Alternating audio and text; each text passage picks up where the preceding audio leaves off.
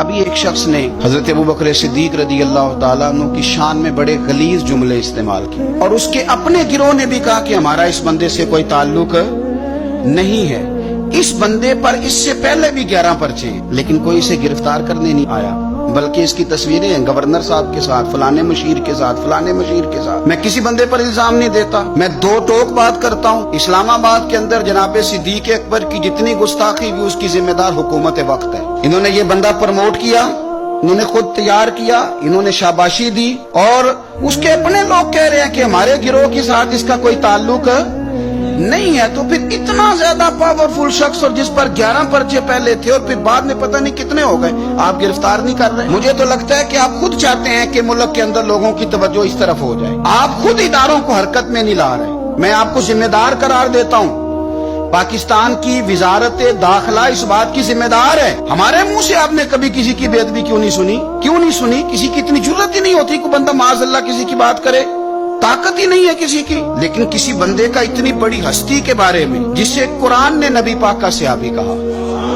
عام صحابی نہیں، جو صحابہ کے امام ہے، اذ یقول لصاحبہ، انہیں قرآن کہتا ہے کہ جب نبی نے اپنے صحابی سے کہا۔ اتنے بڑے آدمی کے بارے میں جب کوئی بندہ بات کرتا ہے تو وہ بغیر کسی کی آشیرواد کے بات کر سکتا؟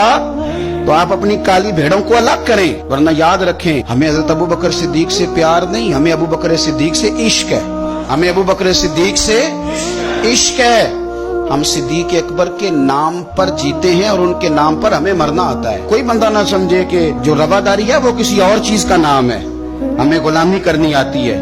ہم جہاں جہاں جن جن راہوں سے حسن اور حسین گزرے ہیں نا، ان راہوں پر اپنی اولادیں قربان کرنے والے لوگ ہیں۔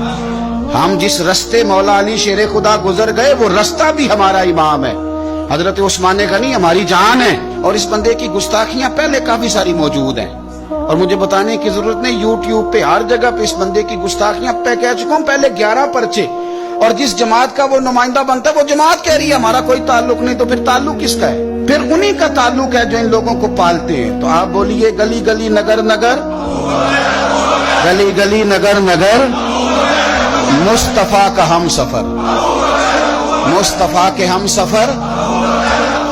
اور پھر ایک اور بات بھی آپ کو عرض کروں، یہ چونکہ وطن ہمارا ہے، ہمارا بالکل 1% دل نہیں کرتا کہ کوئی ہمیں یوز کر جائے، لڑا کے فرقہ واریت کرا کے ملک کو کوئی بندہ جو ہے وہ عراق بنا دے، لیبیا بنا دے، یہ ہمارا دل نہیں کرتا۔ یہ ہمارا وطن ہے، اور پوری دنیا کو پتہ ہے کہ پاکستان قائم ہے تو اسلام کا جھنڈا اونچا ہے، یہ ایٹمی قوت ہے۔ یہاں لوگ فساد کرانا چاہتے ہیں، ہمیں اشتعال دلاتے ہیں، کہانیاں سناتے ہیں، یہ چھیڑنے کے لیے۔ اور میں پھر کہہ رہا ہوں، شروع میں نے کہا تھا، پھر کہتا ہوں کہ جب ہر بندہ اس بندے سے اظہار لا تعلقی کر رہا ہے، اور آپ کے مشیر، آپ کے گورنر اور ساری دنیا اس سے مل رہی ہے، تو میں بالکل انشراح صدر کے ساتھ کہہ رہا ہوں، جو کرا رہی ہے حکومت خود کرا رہی ہے۔ ورنہ ایک بندہ گرفتار کرنا ہے نا، اس کو گرفتار کریں، اور ہم کوئی نہیں کہہ رہے کہ ہماری مرضی کی سزا دیں، آپ اسے وہ سزا دیں جو قانون میں موجود ہے۔ تو پھر آپ نے پرچہ کاٹنے کے باوجود جب گرفتار نہیں کیا، تو نہ ادھر ادھر کی تو بات کر، یہ بتا کہ قافلہ کیوں لٹا۔